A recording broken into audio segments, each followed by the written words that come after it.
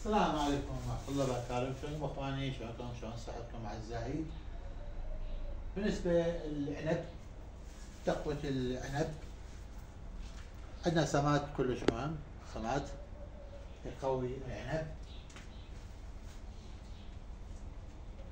السماد حتى يصير الأوراق كبيرة تقدر تستخدموه للدومة ويثمر العنب ويكبر بطريقة صحيحة.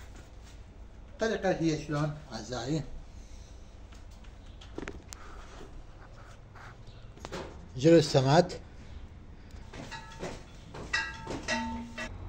وضع سماد من هذا النوع. هذا السماد مشتريه ب5000 دينار من الصيدلية الزراعية، وتخليه دائما مدار النبات، الغصن دائما نبات الجذر. يعني الجذر شوفوا من قدامكم، هذا الجذر يعني تخلون يم الساق دائما مداره، تحفرون سنتيمين تخليه وتخليه ترش عليه بقد قلاص السماد، وإن شاء الله يثمر ويتقوي إن شاء الله.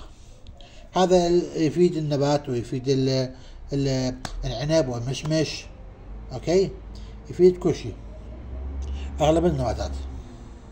عندنا هذا المشمش مثل ما تشوفون تقوية النبات. هذا المشمش